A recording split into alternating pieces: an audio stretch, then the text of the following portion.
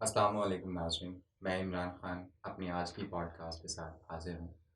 ہمارے آج کے مہمان کا تعارف شاید میرے الفاظ سے ممکن نہ ہو، لیکن میں پھر بھی ایک عاجزانہ سی کوشش سے آپ کا تعارف کروانے کی کوشش کرتا ہوں۔ آپ ہیں پروفیسر ڈاکٹر محمد عظیم فاروقی صاحب۔ آپ ایک مستند علمی اور روحانی شخصیت کے طور پر جانے جاتے ہیں۔ آپ Islamic history, thought and culture میں پی ایچ ڈی کی ڈگری حاصل کر چکے ہیں۔ آپ قائد اعظم یونیورسٹی اسلام آباد اور علامہ اقبال اوپن یونیورسٹی اسلام آباد کے ساتھ ساتھ کئی اور جامعات سے منسلک ہیں۔ آپ ماسٹر آف اورینٹل لینگویجز ہونے کے ساتھ ساتھ کوئی 21 مضامین میں ماسٹرز کی ڈگری حاصل کر چکے ہیں۔ آپ بیچلر لا گریجویٹ بھی ہیں، 20 کتب اور درجنوں تحقیقی مقالہ جات کے مصنف ہیں۔ آپ 50 سے زیادہ قرآنی تعلیمات کے مراکز کی سرپرستی کر رہے ہیں، عظیم ایجوکیشنل کانفرنس کے بانی ہیں اور اس کے زیر نگرانی عظیم انگلش میگزین عرصہ 22 سال سے نکال رہے ہیں، اور ایک عدد ریسرچ جرنل کلچرل پرسپیکٹیوز کے نام سے شروع کیا ہوا ہے۔ یہ تھا ایک مختصر سا تعارف میری طرف سے۔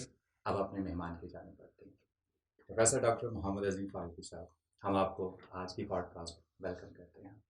شکریہ ڈاکٹر صاحب، آپ سے میرا آج کا جو سٹارٹنگ ہے وہ بہت خوبصورت سا سوال ہے، اور امید ہے کہ آپ ہمارے آج کے نوجوان کو اس سے ریلیٹ کرنے کی کوشش کریں گے۔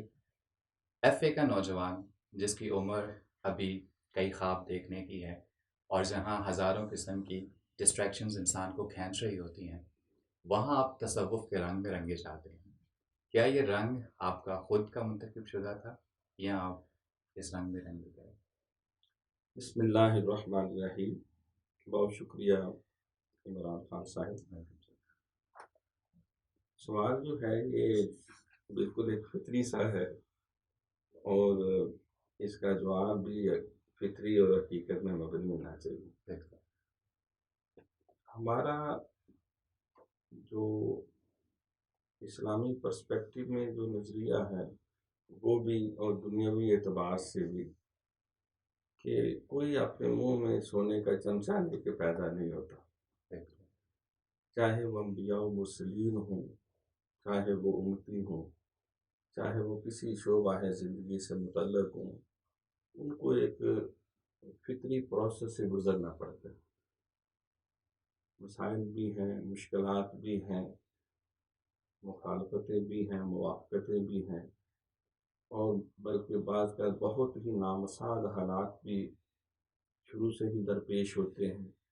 بہت سے انبیاء و مرسلین ہیں حضور علیہ السلام سمیت کہ ان کو ابتدائی زندگی میں ہی ماں باپ کا سایہ بھی جو ہے اٹھ گیا، اور اسی لیے آپ فرمایا کرتے تھے کہ کسی کو اس راہ حق میں اتنی اذیت نہیں ملی یا اتنا نہیں آزمایا گیا جتنا محمد رسول اللہ صلی اللہ علیہ وآلہ وسلم کو ستایا گیا۔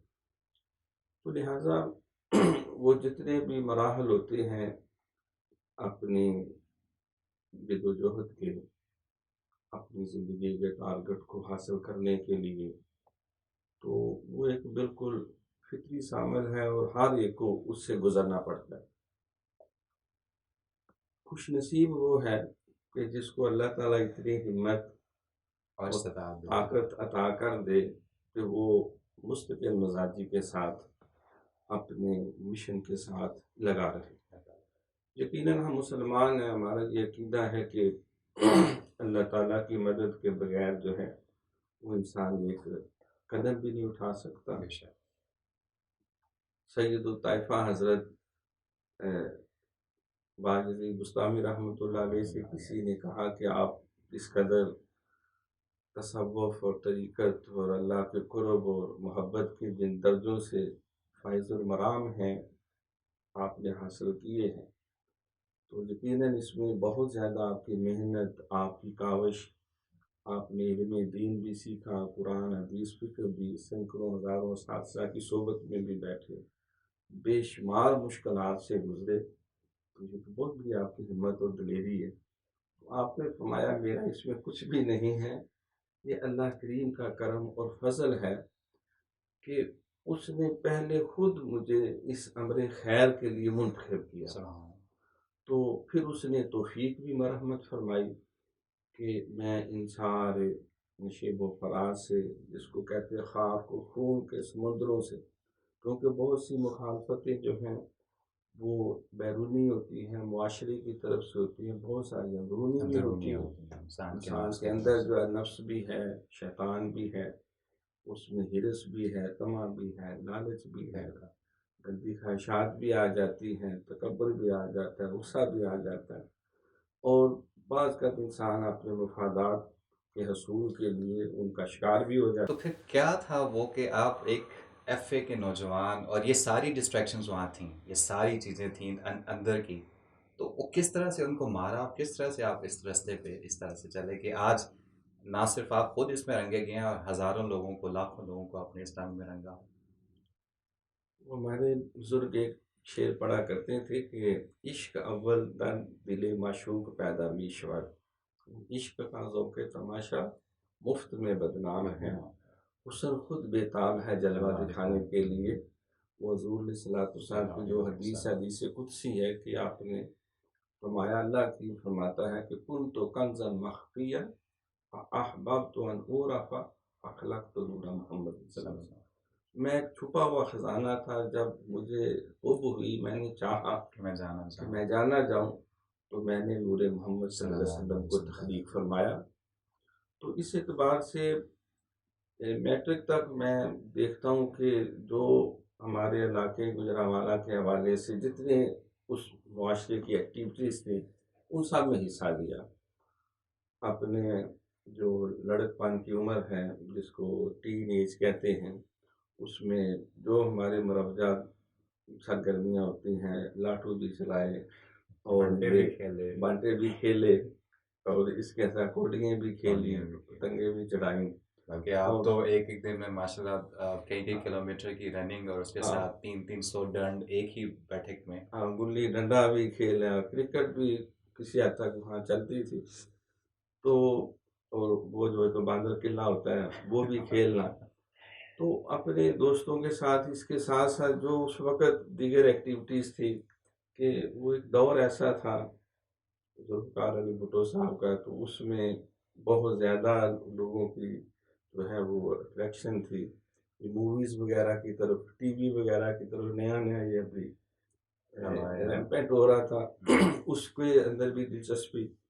لیکن میٹرک کے بعد میں محسوس کرتا ہوں کہ ایک یکدم اس طرح چینج آئی جب گورنمنٹ اسلامیہ کالج گجرانوالہ میں داخلہ لیا، تو وہاں کیونکہ اسلامک اسٹڈیز کا سبجیکٹ رکھا، دوسرا وہ فارم فل کرتے وقت بھی میں نے اس میں لکھا کہ آپ خانہ تھا کیا بننا چاہتے ہو، تو میں نے لکھا میں لیکچرر بننا چاہتا ہوں۔ تو وہ بھی ایک سوچ تھی، کچھ ہمارے بزرگوں کا بھی تھا، اس شعبے سے وابستگی تھی، جن سے میرا بہت زیادہ پیار تھا۔ والد صاحب کی وجہ سے پھوپھا تھے، ہم دادا جان انہیں کہتے تھے، ماسٹر دین محمد صاحب، تو ان کے اپنے 8 صاحبزادے تھے، لیکن کوئی بھی تعلیم کی دنیا میں آگے نہ گیا۔ وہ سمجھتے ہیں کہ روحانی طور پہ آپ نے ہمارے باپ کا سارا فیض آپ نے حاصل کیا۔ تو میرے بھی دل میں تھا کہ ایک بندہ اچھا ٹیچر، استاد بنے، ایک معزز پیشہ ہے، پیغمبرانہ نسبت ہے۔ تو میں نے اسلامک اسٹڈیز وہاں الیکٹو سبجیکٹ کے طور پہ رکھی، ہسٹری رکھی، ساتھ سوکس وغیرہ رکھی۔ تو اس میں اسلامک اسٹڈیز میں 250 سپارے اس وقت شامل تھے نصاب میں، وہ پڑھنے کے لیے پھر کافی علماء سے میں نے رجوع کیا۔ اب قرآن پاک کی تصحیح کے لیے قرات کے ساتھ بھی پھر وابستگی ہوگی، تو اس اعتبار سے بظاہر تو کوئی ایسا انہونی لاحق نہیں ہوئی، لیکن یہ بتدریج جو ہے، کیونکہ ہمارے جو دوست تھے کالج کے اندر گلی محلے میں، وہ سارے ہی ملے جلے تھے، ہر مسلک سے تعلق تھا، ان میں اہل تشیع بھی تھے، بلکہ ان کے گھر سے جناب کا جلوس بھی نکلتا تھا، بہت ان سے بھی تعلق پیار تھا۔ پھر بہت قریبی دوست وہ جو ہے وہ اہل حدیث بھی تھے، ان کی خدمت میں بھی موقع ملا قرآن پڑھنے سیکھنے کا۔ پھر دیگر اہل دیوبند بھی تھے، وہ بھی گہرے دوست تھے، کلاس فیلو بھی تھے۔ پھر اسی طرح جو اہل سنت بریلوی مسلک کا ان لوگوں کے ساتھ بھی تعلق رہا. تو جب میں قریب ہو کے دین کو پڑھنا، علماء کو دیکھنا، سمجھنا شروع کیا، تو مجھے ہر طرف کچھ افراط و تفرید کی کیفیت نظر آئی. تو یہی قرآن سیکھنے کی شوق جو ہے وہ مجھے اپنے شیخ مرشد کی طرف لے گیا، مولانا محمد سید احمد مجددی رحمۃ اللہ علیہ. لیکن ان کا میں نے انداز دیکھا کہ ان کا بالکل مختلف تھا. ان کا انداز اور رنگ صوفیانہ تھا. اس کے اندر جو ہے وہ شدت، جس کو ہم کہتے ہیں تعصب، تنگ نظری، وہ نہیں تھی. کبھی بھی انہوں نے ہمیں کوئی ڈنڈے سے کہا کہ نماز پڑھو، یا ڈنڈے سے کہا کہ آپ داڑھی رکھو، یا تہجد پڑھو، یا روزے رکھو، یا فلاں امور خیر کرو. لیکن ان کی اپنی سیرت اور کردار بھی بڑی پاکیزہ تھی، بڑی جاذب نظر تھی. پلس انہوں نے صوفیانہ رنگ جو ہے وہ بنیادی طور پہ ان کے صحبت سے ہوا. اس سے پہلے کچھ ایسے معاملات یقیناً ہوئے کہ بچپن میں ہمشیرہ محترمہ تھی بڑی، انہوں نے قرآن پڑھا ہوا تھا، ترجمہ تفسیر، گھر کا ماحول بھی، والدین جو ہیں وہ بھی نمازی بھی تھے، تہجد گزار بھی تھے، پھر اس کے حلال کا بھی ماحول تھا. ان سے سن کے شوق جو ہے وہ دین کا پیدا ہوتا رہتا تھا. اور نبی علیہ السلام کی ذات بابرکات سے قدرتی طور پر بچپن سے محبت تھی. پھر ہمارے جو استاد محترم تھے جن سے قرآن پاک میں نے ناظرہ پڑھا تھا، مولوی غلام رسول چشتی گولڑوی، تو ان کا جو ان بزرگوں سے تعلق تھا وہ بھی کوئی نہ کوئی ان کی اچھی کہانیاں سناتے رہتے. تو وہ ساری چیزیں جب مل ملا کے اپنے استاد و شیخ محترم کی خدمت میں گئے، کچھ ایسی بات میں واردات بھی ہوئیں لیلۃ القدر کے حوالے سے، اور کچھ دیگر بھی بزرگوں نے دعا بھی فرمائی. تو اس طرح پھر والدہ بھی فرماتی ہیں کہ جب آپ کی ولادت ہونے والی تھی تو میں دیکھتی تھی جیسے 14ویں رات کا چاند گود میں آ. تو والد صاحب بتاتے تھے انشاءاللہ لگتا ہے بیٹا پیدا ہوگا اور وہ نیکی ادائی کا حافظ چل. لیکن اصل جو ہے وہ اپنے شیخ کے پاس جب گئے، انہوں نے یہ تعلیم دی کہ اپنے ظاہر سے زیادہ باطن کی اصلاح کی ضرورت ہے. اور یہ تنگ نظری یا تعصب اور بہت زیادہ فتوی بازی جو ہے وہ، اور بے جا تنقید، کیونکہ ہم نوجوان مسجدوں سے بھاگتے ہیں، علماء سے بھی بھاگتے تھے. جس طرح کہ ہماری ایک کیٹیگری بنی ہوئی تھی اپنے دوستوں کی، تو وہاں اس چیز کے لیے کوئی گنجائش نہیں تھی کہ انسان، نہ پھر خاندانی طور پہ کوئی علماء تھے، نہ کوئی اس شعبے سے باقاعدہ وابستہ تھے. تو انہوں نے یہ بات باور کرائی کہ دین کے اندر رہتے ہوئے، اللہ رسول کی اطاعت میں رہتے ہوئے بھی انسان ہر طرح کی ترقی کر سکتا ہے. علمی ترقی، معاشی ترقی، معاشرتی ترقی، خاندان کی بہتری کے لیے. اور بالخصوص جتنا نوجوان طبقہ ہے وہ ان سے بہت متاثر تھا جب میں نے ان کو قریب سے دیکھا، اور انہوں نے بھی قرآن محبت و شوق سے، احادیث محبت و شوق سے پڑھائیں، اور کشف المحجوب شریف انہوں نے ہمیں پڑھائی. پھر انہوں نے مکتوبات امام ربانی مجدد الرسالہ وہ انہوں نے پڑھائی. تو اس دوران وہ قلب کے اندر نہ وہ پھر ایک درک سا بنتا گیا، شوق بنتا گیا. بلکہ اس دور میں 1979 میں جب انٹر میں ان کے پاس گیا، جب 3rd ایئر میں آیا گورنمنٹ کالج لاہور، تو میں نے اس وقت بھی لکھا کہ اگر اللہ نے توفیق دی اور زندگی نے وفا کی تو میں انشاءاللہ جتنے اولیاء کرام ہیں اپنے بزرگ ہیں ان پہ کتاب بھی لکھوں گا. اور وہ اپنے ساتھ ثابت کر لکھا ہے. تو وہ پی ایچ ڈی میں نے اپنے بزرگوں پہ، اور ایم فل میں بھی اپنے بزرگوں کی تعلیمات کو فوکس کیا. تو سب سے زیادہ اس میں جو اپیلنگ چیز تھی کہ جو صوفیاء کا انداز ہے اس میں تنقید کم ہے اور تمیز زیادہ ہے، محبت زیادہ ہے. ان کا موقف ہے کہ مرض سے نفرت کرو، مریض سے، مطلب محبت ہو تو وہاں پہ نفرت ایگزسٹ ہی نہیں کرتی. جرم سے نفرت کرو، مجرم سے نہیں.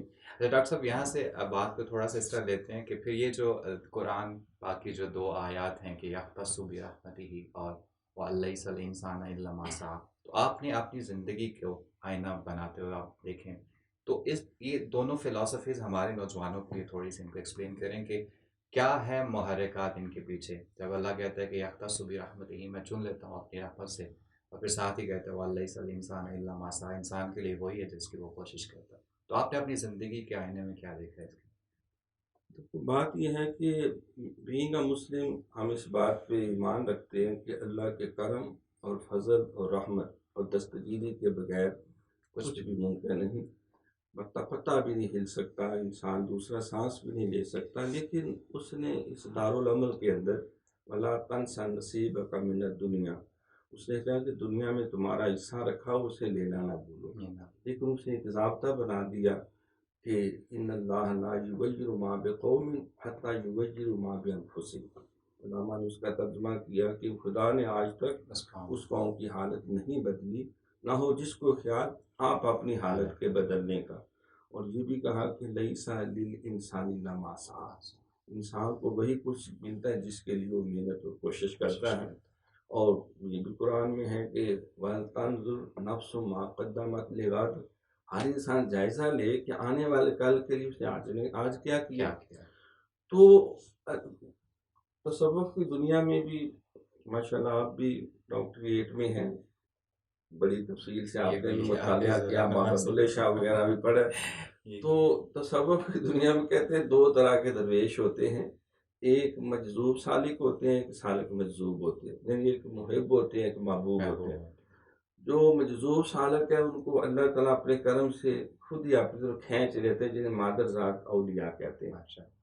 اور جو سالک مجذوب ہوتے ہیں وہ پہلے علم بھی حاصل کرتے ہیں، تعلیم بھی، مارے بھی کھاتے ہیں، مشکلات سے بھی گزرتے ہیں، اور اپنے نفس کی اصلاح کے لیے بھی سارے جتن کرتے ہیں۔ تو اللہ کریم بالآخر اپنا فضل و کرم ان کے شامل حال کر کے انہیں اپنے بارگاہ میں قربت عطا کر دیتا ہے۔ تو ان کو پہلے محنت کرائی جاتی ہے، پھر وہ کرم کا ظہور ہوتا ہے۔ جو مجذوب سالک ہوتے ہیں ان پہ کرم کا ظہور پہلے ہو جاتا ہے، لیکن محنت انہیں ان سے بھی شاید دگنی ہی کرنی پڑ جاتی ہے۔ تو لہٰذا محنت سے دیکھو ایک اصول فطرت ہے، قانون فطرت ہے، ایک قانون اسلام ہے۔ ہم اس میں بعض کا فرق نہیں کر پاتے، ہم سمجھتے ہیں کہ جو زیادہ تسبیح پڑھتا ہے، زیادہ سپارہ پڑھ رہا ہے، یا جس نے زیادہ ذکر کر لیا ہے تو وہ اتنا بڑا ڈاکٹر بن گیا، انجینئر بن گیا، سائنٹسٹ بن گیا، ہر شعبے میں بھی وہ ایسے ہی ہوگا۔ نو، وہ اللہ کے رضا کے مرتبوں میں قریب ہوگا کہ اللہ کریم نے فرمایا کہ جو جتنی زیادہ وما خلقت الجن والانس الا لیعبدون، ہم نے جنوں انسانوں کو اپنی عبادت کے لیے پیدا کیا، تو وہ اگر قانون اسلام پہ چلتا ہے تو وہ مومن ہے۔ من قال لا الہ الا اللہ مخلصا فی قلبہ داخل الجنہ، کہ جس نے کلمہ طیبہ پڑھا اخلاص سے، دل سے، اور پھر اس کے تقاضے بھی پورے کیے تو جنت میں داخل ہوا۔ تو یہ قانون اسلام ہے کہ آپ جب ایمان، تقوی اور ہدایت کی راہ پہ چلیں گے تو اللہ تعالیٰ آپ کو جنت عطا کریں گے، اس میں کوئی شک نہیں۔ لیکن اس دنیا میں اگر آپ چاہتے ہیں کہ اللہ نے ایک دنیا کے اندر ایک مشیت ہے، اس کی ایک قانون فطرت ہے کہ جو محنت کرتا ہے، جو کوشش کرتا ہے وہ پا لیتا ہے۔ God helps those who help themselves۔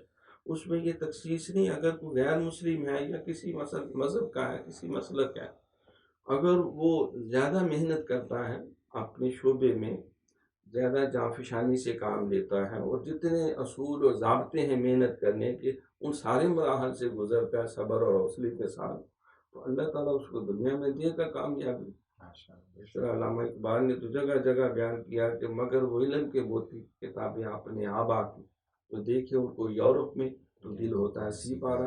اسلامی اصول و ضابطے تو سارے انہوں نے لے لیے، محنت کا، انسانیت کی قدر کا، اور انسانی فکر و عمل کی آزادی کا، اور حقیقی جو معاشرتی عدل و انصاف ہے، ایک سیاسی استحکام ہے، اور ایک معاشی خوشحالی ہے۔ تو جس طرح جمال الدین افغانی فرماتے ہیں، میں یورپ کے دورے پہ گیا، میں نے دیکھا ہر جگہ اسلام ہے، کہ مجھے بڑا تھا مسلمان کوئی نہیں۔ پھر میں جب انڈیا آیا، ہندوستان آیا، جہاں میں نے دیکھا ہر جگہ مسلمان ہے، اسلام کوئی نہیں۔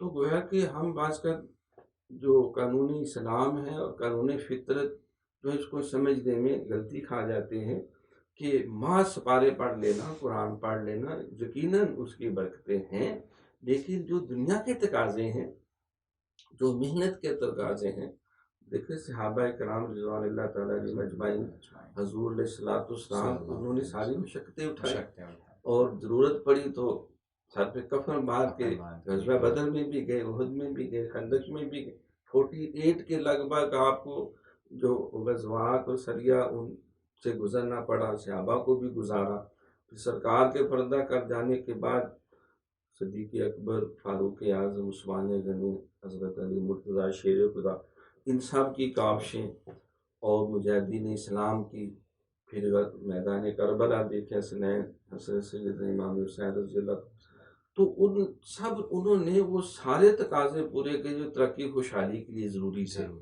انہوں نے جہانگیری بھی، جہاں بانی بھی، ہر اعتبار سے قرآن اور سنت کی تعلیمات کو انہوں نے صرف اپنے وجود نہیں بلکہ ساری مخلوق کے اوپر انہوں نے اس کو جاری ساری کیا۔ یہی اللہ تعالیٰ کا بھی مقصود ہے کہ کنتم خیر امت اخرجت للناس تامرون بالمعروف وتنہون عن المنکر وتؤمنون باللہ، کہ تم بہترین قوم ہو کہ نیکی کو پھیلاتے ہو، برائیوں کو روکتے ہو، اللہ پہ ایمان رکھتے ہو، اور یہ بھی کہا کہ تمہیں چاہیے کہ ایک گروہ یہ کام کرتا رہے، اور اگر تمہیں کہیں قدرت اختیار ملے تو دنیا میں نظام جو ہے وہ نماز کا قائم کرو، زکوٰۃ کا قائم کرو، نیکیوں کو پھیلاؤ، برائیوں کو روکو، انسانیتوں کو سہولتیں دو۔ سرکار نے فرمایا کہ یسروا ولا تعسروا، بشروا ولا تنفروا، وکونوا عباد اللہ اخوانا، آسانیاں پیدا کرو، مشکلات پیدا نہ کرو، اور خوشخبریاں سناؤ، نفرتیں پیدا نہ کرو، اور آپس میں بھائی بھائی بن کے رہو۔ ڈاکٹر صاحب، جیسا کہ آپ نے جدوجہد اور مسلسل جدوجہد کی بات کی ہے، تو ایسے میں ہمارے آج کا جو نوجوان ہے اس کے اندر ایک عجیب سی کشمکش پائی جاتی ہے۔ وہ سمجھتا ہے تھوڑی سی محنت کرنے کے بعد جب اسے منزل نہیں ملی یا اسے وہ چیز نہیں ملی جس کے لیے وہ کوشش کر رہا ہے، تو وہ گڑبڑا سا جاتا ہے، اور پھر یہاں تک بھی کہتے سنا ہے کہ ہماری دعائیں ہمارے کام نہیں آ رہی، ہماری نماز ہمارے کام نہیں آ رہی۔ تو آپ نے جو اپنی زندگی میں اتنی جدوجہد کی، اتنا کچھ کیا، اور یہ جو آج کے ڈاکٹر محمد عظیم فاروقی صاحب ہیں، کیا یہ سارا اتنا ہی آسانی سے یہاں تک آئے یا آپ کو بھی انہی مسائل کا سامنا رہا؟ دیکھیں، عرض یہ ہے کہ he who seeks finds، یہ تو ایک ضابطہ ہے، where there is a will there is a way، necessity is the mother of invention۔ تو محنت کاوش جو ہے یہ تو دنیا کی سب سے بڑی حقیقت ہے۔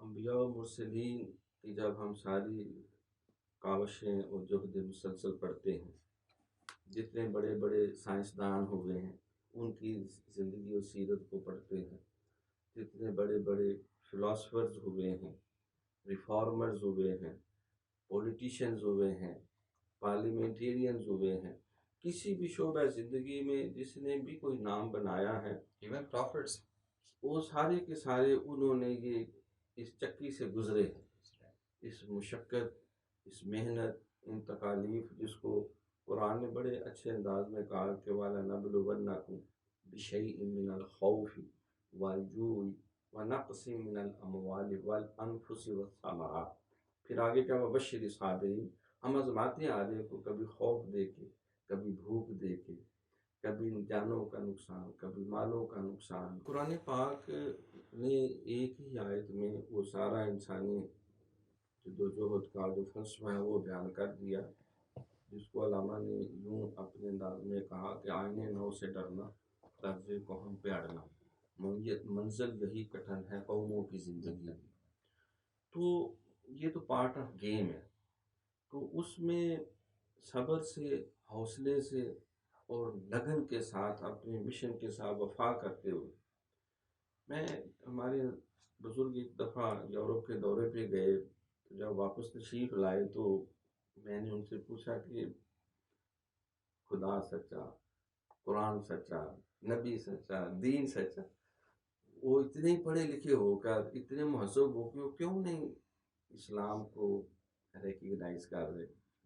آج بھی 22-23-25% دنیا میں مسلمان، 1400 سال گزر گئے۔ تو آپ کیا سمجھتے کون سی شاید رکاوٹ ہے؟ تو انہوں نے کہا بیٹا سچی بات یہ ہے کہ شاید آپ بتانا یہ بات کہ سب سے بڑی رکاوٹ ہم خود ہیں، ہم مسلمان ہیں، جس کو علامہ نے بھی کہا کہ وضع میں تم ہو نصارہ تو تمدن میں ہنود، یہ وہ مسلمان ہیں جنہیں دیکھ کے شرمائے یہود، یوں تو سید بھی ہو، مرزا بھی ہو، فلان بھی ہو، تم سبھی کچھ ہو، بتاؤ تم مسلمان بھی ہو۔ تو ہم رکاوٹ اگر ہم سائڈ پہ ہو جائے تو ساری دنیا فوراً اس دین کو سینے سے لگا لے۔ تو اسی طرح میری زندگی کا یہ مطمئن نظر ہے کہ کہتے ہیں یہ ٹرائکا ہوتا ہے ترقی کے لیے، ٹیچر، والدین اور اسٹوڈنٹ، یہ تینوں مل کے ایک ٹارگٹ فکس کر لیں تو منزل آسان ہو جاتی ہے، منزل مل جاتی ہے۔ لیکن میرا تجربہ اس سے مختلف ہے، کوئی ضروری نہیں کہ آپ کو والدین بھی سپورٹ کریں یا وہ آپ کی موافقت میں، کوئی ضروری نہیں کہ اساتذہ بھی آپ کی موافقت میں ہوں، بعض کا تو انسان آزمائشوں میں آ جاتا ہے۔ اس تعلیمی ترقی کے لیے بلکہ ہر قسم کی ترقی کے لیے آپ کو جو ہے وہ اللہ کی ذات کے بعد اپنے ہمت اور کوشش پہ بھروسہ کرنا، طلب اللہ کو پامردی مومن پہ بھروسہ، ابلیس کو یورپ کی مشینوں کا سہارا۔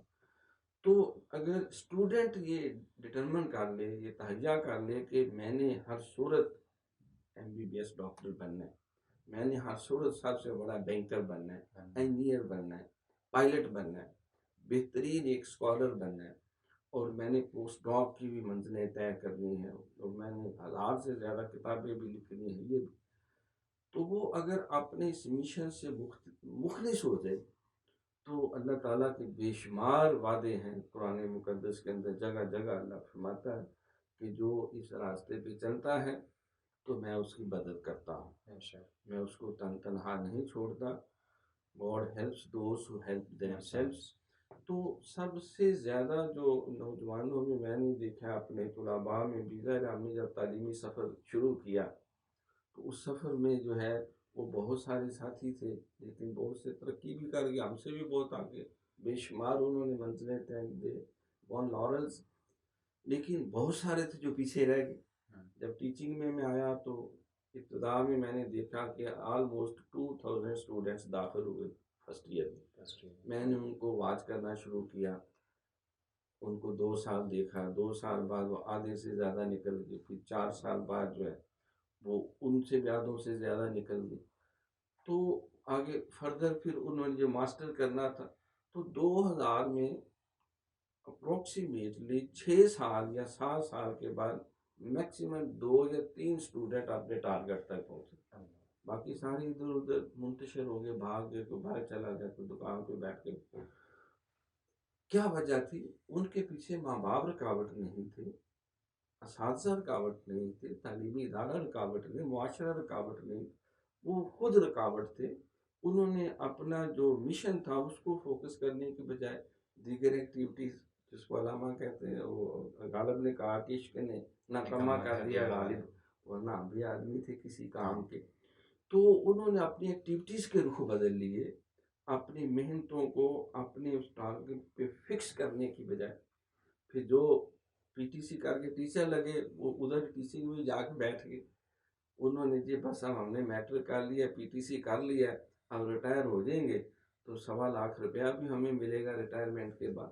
انہوں نے سمجھا ہماری زندگی کمپلیٹ، جنہوں نے CT کیا، جنہوں نے آگے BEd کر لیا، جنہوں نے MAd کر لیا، انہوں نے کوشش ہی نہیں کی، یاران تیز گام نے محمل کو جا لیا اور ہم جیسے نالۂ کارواں رہے، تو دنیا کہاں سے کہاں چلی گئی۔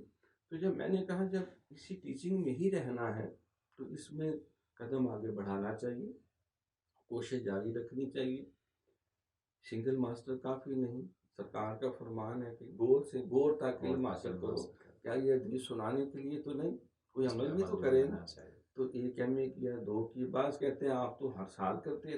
میں نے کہا میں نے جتنے جو ہیں یہ ماسٹر کیے ہیں یہ رول کے کیے ہیں اور انتہائی نامساعد حالات میں کیے ہیں، کہ away to success never run smooth، کوئی ترقی کامیابی کا راستہ جو ہے وہ ہموار نہیں ہوتا، ہر پھول کے ساتھ کانٹے بھی ہوتے ہیں، ہر کامیابی کے پیچھے بہت سی مشکلیں بھی ہیں۔ مشکلات و تکالیف و مصائب بھی ہوتے ہیں۔ جو سیس تلی پہ دھر نہ سکے وہ پریم گلی میں دنیا آئے آئے کیوں۔ کیوں؟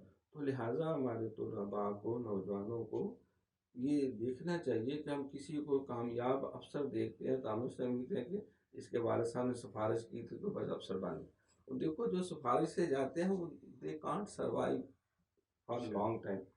وہ کتنی بھی دیر، میرے حضرت صاحب فرماتے تھے کہ وقت کا غوث اعظم بھی کسی کو دعا دے تو وہ دعا 6 ماہ چلے گی، سال چلے گی، 2 سال چلے گی، اور اس کے بعد جب تک وہ خود اپنے اندر وہ استعداد پیدا نہیں پیدا نہیں کرے گا، کریں۔ وہ اس پروسیس سے نہیں گزرے گا، وہ اپنے آپ کو حقیقی ڈاکٹر جسٹیفائی نہیں کرے گا۔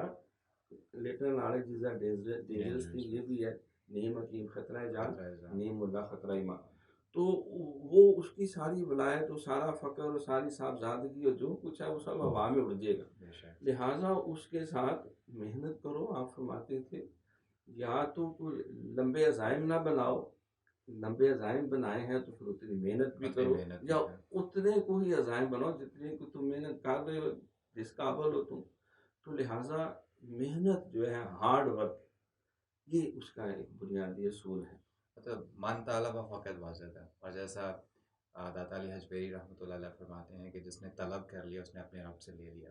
ڈاکٹر صاحب آپ سے جو میں اگلی بات کرنا چاہوں گا، ماشاء اللہ آپ تصوف میں اتھارٹی مانے جاتے ہیں، آپ کی مختلف کتب جو تصوف پہ اتھارٹی جانی جاتی ہیں، جیسے کہ احوال المعارفین، آپ نے اتنی خوبصورت ٹرانسلیشن کی عربی سے، ایک بہت ہی نادر کتاب کی، پھر آپ کا آئیے تصوف سیکھیے، ماشاء اللہ یہ تصوف پہ ایک بہترین اور نادر کتاب ہے جو کسی بھی بگنر کے لیے بہترین کتاب ثابت ہو سکتی ہے۔ پھر آپ کی ڈاکٹر محمد عبدالحق انصاری صاحب کی کتاب جو آپ نے اپنے ہی دیواجے کے ساتھ ساتھ چھپوائی، تصوف اور شریعت کے نام سے۔ پھر آپ کی کتاب جو کہ ایک پورا ایک سلوک سمجھنے کے لیے ایک راہبر کتاب کے طور پر ہے، آئیے سلوک نقش بندیہ سیکھیے۔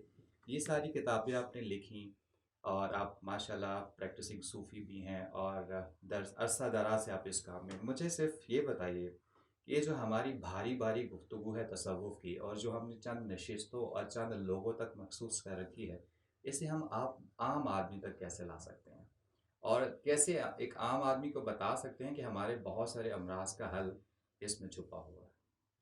دیکھیں، پہلے تو ہمیں اپنے کچھ بیسک کنسیپٹ کلیئر کرنے کی ضرورت ہے۔ میں نے اپنے شیخ مکرم کی خدمت میں بیٹھ کے 16 سال مکتوبات شریف پڑھی، 8 سال ماشاء اللہ۔ کشف و ماجوز شریف پڑھی، قرآن پاک ترجمہ تفسیر احادیث، جو کچھ وہ 23-24 سال پڑھاتے رہے۔ عظیم فاروقی ان کے قدموں میں بیٹھ کے پڑھتا پڑھتا رہا۔ ہے۔ جس سے انہوں نے عمل کروایا، اپنی حقیقت سی بساط میں عمل کی بھی کوشش کی، جس طرح انہوں نے گائیڈ کیا، ماں باپ کو بھی ساتھ لے کے چلے، تعلیم کو بھی لے کے چلے، شادی ہوئی آل اولاد کو بھی لے کے چلے۔ تو جو میں سمجھتا ہوں یہ طریقت اور تصوف جو ہے موٹی موٹی اصطلاحات کا نام نہیں، یہ اصل میں ایک کردار ہے، یہ ایک رویہ ہے، کردار اور رویہ۔ رویے کا نام ہے۔ اگر اس کو سمپل ایک جملے میں کہا جائے تو اللہ کے ساتھ مخلص ہو کر اپنا تن من دن اللہ کی مخلوق کے لیے فدا کر دینا۔ سبحان اللہ، بے شک بے طریقت شک۔ بلچوس خدمت خلق نیست، بتسبیح السجادہ دلک نیست۔ تو اصل جو ہے طریقت اور تصوف جو ہے وہ ایک رویہ ہے۔ اگر آپ سچ بولتے ہیں تو آپ صوفی ہیں، بے شک۔ آپ امانت، دیانت، صداقت، شرافت، صبر، شکر، توکل، شرم و حیا، افتِ قلب و نظر، تقوی کی راہ پہ چلتے ہیں تو آپ صوفی ہیں، کسی سرٹیفکیٹ کی ضرورت نہیں ہے۔ اگر آپ جو ہے وہ آپ کے ماں باپ آپ سے خوش ہیں، آپ کے بہن بھائی آپ سے خوش ہیں، آپ کے عزیز و اقربا آپ سے خوش ہیں، آپ کسی پہ ظلم نہیں کرتے، کسی کا حق نہیں مارتے، آپ 5 وقت کی نماز پڑھتے ہیں، آپ اللہ کے احکامات کو آنر کرتے ہیں اور دوسروں کے حقوق کا خیال رکھتے ہیں، اور ایک پاک صاف زندگی گزارتے ہیں، تو آپ اللہ کے مقربین میں ہیں۔ بے شک۔ اس کے لیے کسی سرٹیفکیٹ کی اور کسی طرف سے کوئی بہت بڑے ساتھ میں پگ باندھنے کی ضرورت نہیں، کیونکہ تصوف ایک اللہ کے ساتھ ایک قربت اور ایک نسبت جو ہے، یہ اس کا نام ہے تخلق باخلاق اللہ۔ سرکار نے فرمایا کہ اپنے آپ کو اللہ کی خلاق کے سانچے میں ڈال دو۔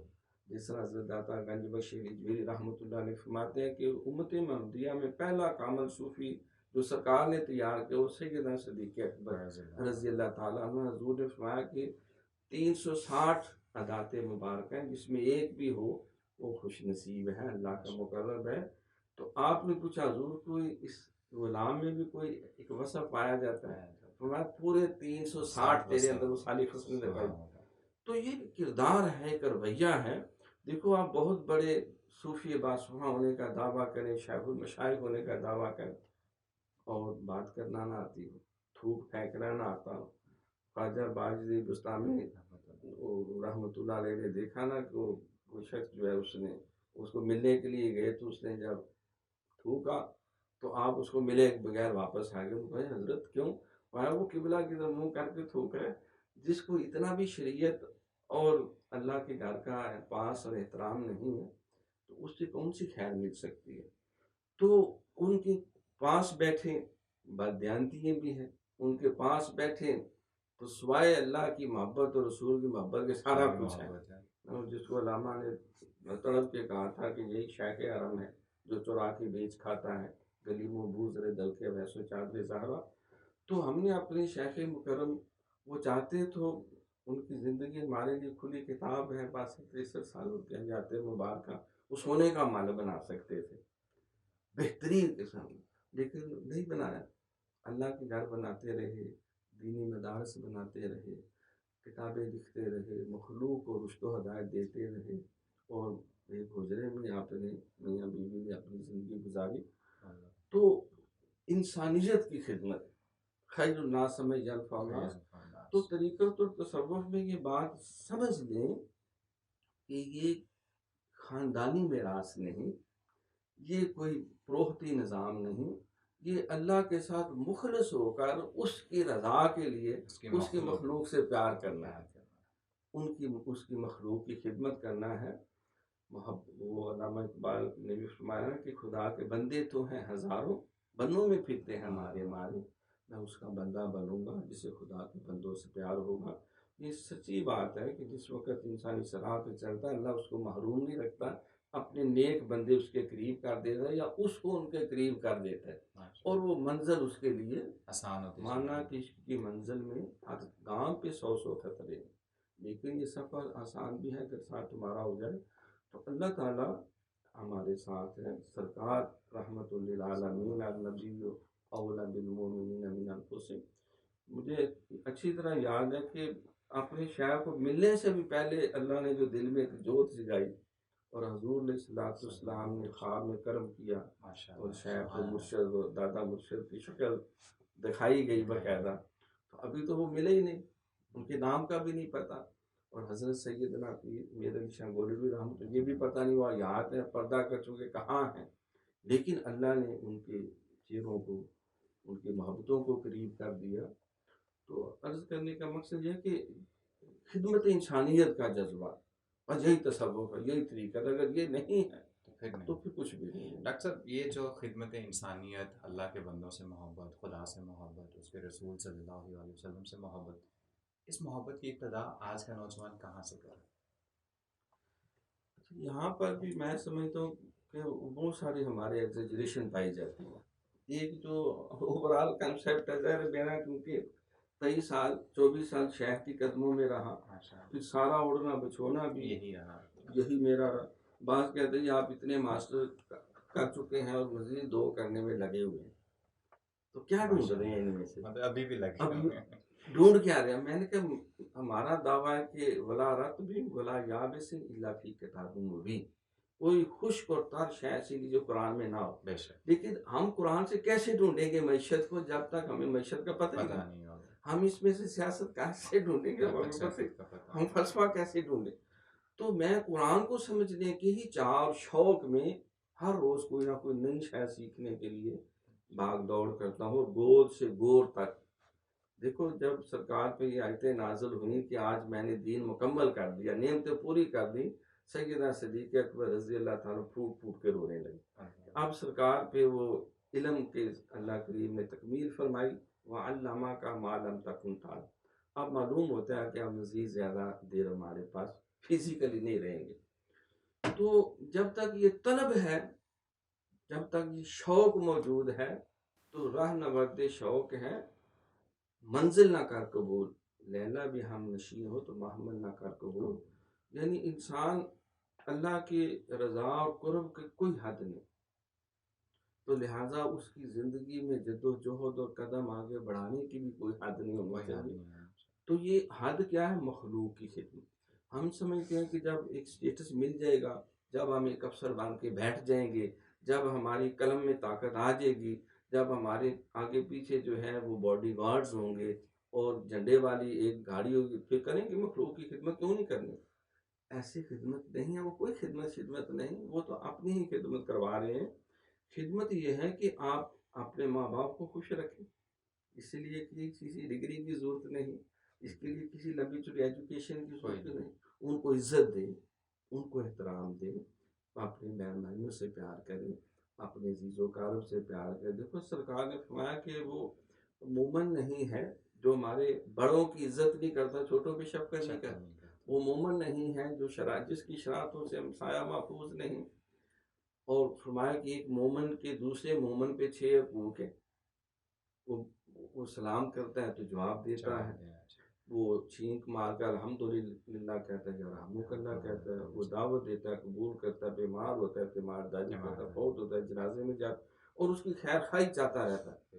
اس کے لیے تو کسی ڈگری اور کسی عہدے اور اقتدار کی ضرورت نہیں. کسی کو السلام علیکم کہنے کے لیے، کسی کو صحیح نام بلا کے غلام رسول کہہ کے بلانے کے لیے کسی ڈگری کی ضرورت نہیں. کوئی آپ کے پاس آ گیا توفیق ہے، پانی پلا دے، بوتل پلا دے، کھانے کی کھانا کھلا دے، اور کچھ نہیں تو سرکار پر مسکرا کے ہی دیکھ لے. تو یہ ہمارے دامن میں نہ ہو. بہت سارے عہدے بھی ہوں تو انسان نما حیوان ہے. حضرت عیسیٰ علیہ السلام کا قول ہے کہ worst of the animals are those men who do not use their minds. اور حضرت علی پاک کا قول ہے کہ جو مومن جو ہے وہ اپنے اعمال اور عبادات سے نہیں پہچانا جاتا، معاملات سے پہچانا جاتا ہے. کہ تو یہ اپنے خدمت ہے، آپ کام شروع کر دیں، اللہ تعالیٰ راہ کھولتا جائے. معاملات پہ بات کرتے ہیں ڈاکٹر صاحب کہ ہم نے آج کل اپنے آس پاس اگر ہم دیکھیں، ہمارے جہاں ہماری جاب کے جو سینٹرز ہیں یا جہاں ہم کام کرتے ہیں، ہمارے کولیگز یا جہاں آتے جاتے ہیں، ایون سودا بیچنا لینا، بازار مارکیٹ سب، یہ جو معاملات کی سستی ہے یا معاملات میں دو نمبری کرنا، یہ اتنا عام ہوتا چلا جا رہا ہے. اس کے پیچھے کیا محرک ہے ہمارے آج کے معاشرے میں، اور تصوف کی روح سے آپ اس کا کیا حل ڈھونڈتے ہیں؟ اصل میں یہ اخلاقی گراوٹ، اخلاقی کمزوری، یہی جو ہے وہ بہت ساری بے اور پھر اعتدالیوں سر اس کو میں ہم سارے ایک دوسرے کو وہ پہنچتے رہتے ہیں، اور حالانکہ خود اپنے اتنے ہی اندر وہ ہی ذمہ دار اتنے ہی ہوتے ذمہ ہیں. دار ہوتے ہیں. وہ ہر بندہ جو ہے وہ دوسرے کی طرف اشارہ کر رہا ہے. بزرگ کہتے ہیں کہ حالات 3 انگلیاں اس کی اپنی طرف ہیں. تو یہ سارا ہرس اور طمع اور لالچ، جس کو قرآن نے کہا کہ فی قلوب مرض فزادہم اللہ مرض، یہ روحانی بیماری ہیں. جن کا قلب بیمار ہوتا ہے، اس دل میں اللہ کی محبت کی، اللہ کے نبی کی محبت کی جگہ، نیکی ہدایتوں کی محبت کی جگہ اس کے دل میں ہرس ہے، ہوس ہے، طمع ہے، لالچ ہے، گندی خواہشات ہے، لسٹ فار لگژریز ہے.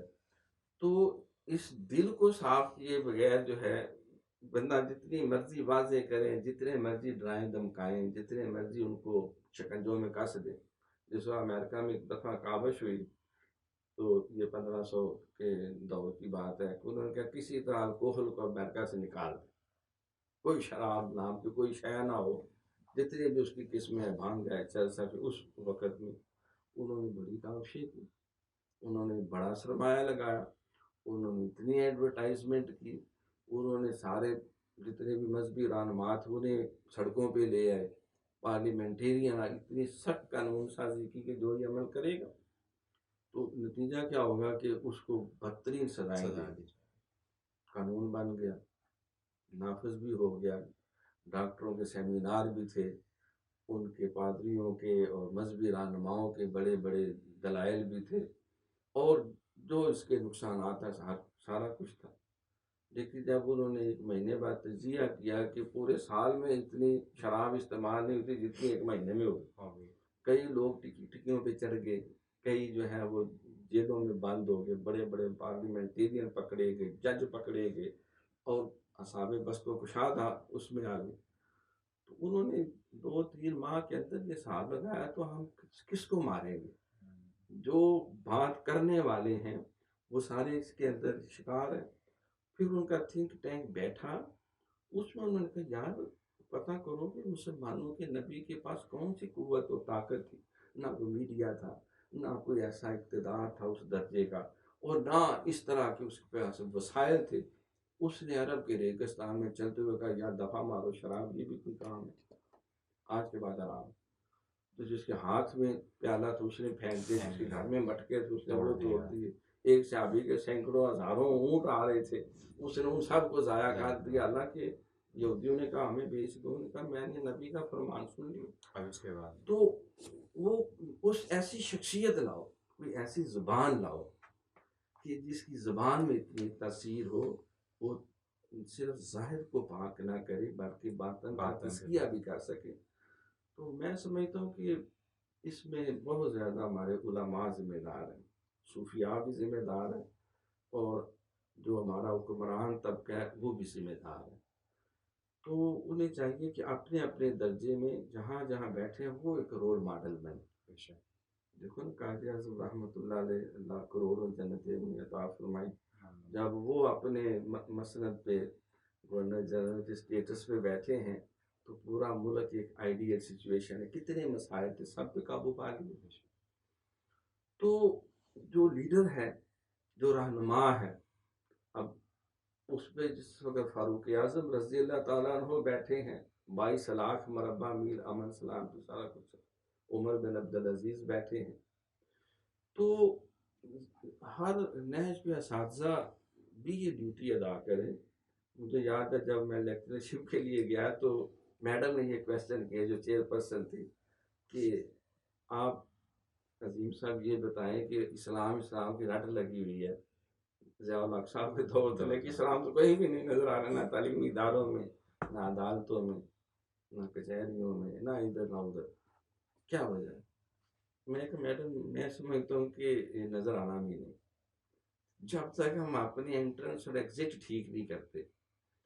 उनके क्या इसका मतलब? मैंने कहा देखिए जितने डॉक्टर्स हैं, जितने इंजीनियर्स हैं, जितने पॉलिटिशियंस हैं, वो सारे माँ की गोद से तो नहीं सारा कुछ लिया, वो तालीमी इदारों से निकले हुए। वो उन्होंने मैट्रिक किया, इंटर किया, सारा। तो वो उस्ताद, किसी एजुकेशनिस्ट ने कहा था कि अगर कोई स्टूडेंट चोरी करता है तो उसके उस्ताद का पहले हाथ काटो। वो 10 साल क्या पढ़ाता रहा उसको, उसने क्या ड्यूटी दी है? अगर कोई डकैत बन जाता है तो प्रोफेसरों को काबू करो, चोर को ना मारो, चोर की माँ को मारो जो उनको पैदा कर रही है। तो इस तरह मैंने कहा कि ऐसे असातिज़ा बनाए जो बाकिरदार हो, जिनके अपना वजूद अल्लाह रसूल की मोहब्बत के सांचे में डाला, जिनके अपने किरदार में अमानत दयानत हो, वो जो तालीम देते हैं जी रेगुलरिटी हो, तालीम देते हैं जी बड़ी सिंसेरिटी हो, वो तालीम देते हैं कि बड़ी प्रोफेशनलिज्म हो अपने शोबे के साथ, अपनी तालीम के साथ, अपने तलबा।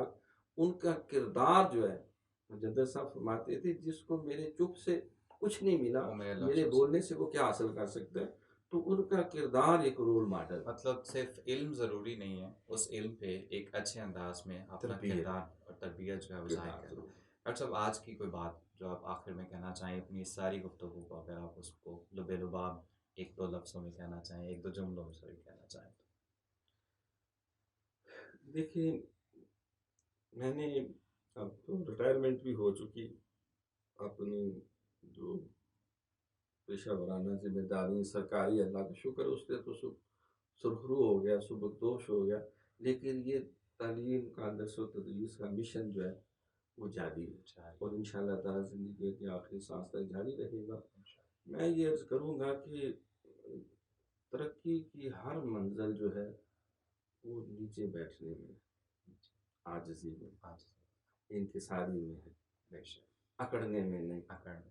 आप ये समझें कि आपका स्टूडेंट भी आपसे बेहतर है, इसमें वो खूबियाँ हैं जो मेरे अंदर।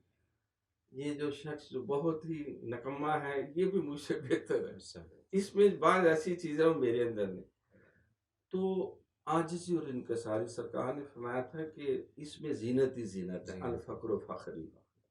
اور اذا آتاکم کریم بقوم الفقر منہ، سرکار کے پاس کوئی دشمن بھی آ جاتا تو کندھے سے چادر اتار کے بچھا کے بٹھا لیتا. ماشاء اگر عاجزی اور انکساری بندے کے کردار میں، اس کی سوچ میں، اس کے رویے میں سب سے بڑا کام اس جو کے ہے. رویے میں بعض لوگ دعویٰ تو بڑا ہوں، میں بڑا عاجز ہوں، میں لیکن نتھ ڈال دوں گا، میں تمہیں تیر کی طرح سیدھا کر، میں رگڑ دوں گا. اور پھر تم کس بات کس کے چیز کی عاجز ہو؟ عاجزی ہے؟ تم تو سب سے بڑے متکبر ہو. بچے کو چپ کرانے کے لیے چپ ہو جاؤ، اس سے زیادہ رولا ڈال. تو عاجزی اور انکساری جو ہے یہ ہر بنیاد، کامیابی کی بنیاد جو مجھے سمجھ آئی یہ بات، فنا جو ہے یہ بقا کے لیے بقا کا پہلی سیڑھی اور آخری سیڑھی بھی ہے. ناظرین، عاجزی انسان کے کردار کی عاجزی اسے بہت آگے لے جاتی ہے اور بقا کے لیے فنا ضروری ہے. یہ تھے ہمارے آج کے مہمان. انشاءاللہ اپنی اگلی پوڈ کاسٹ کے ساتھ آپ سے پھر ملاقات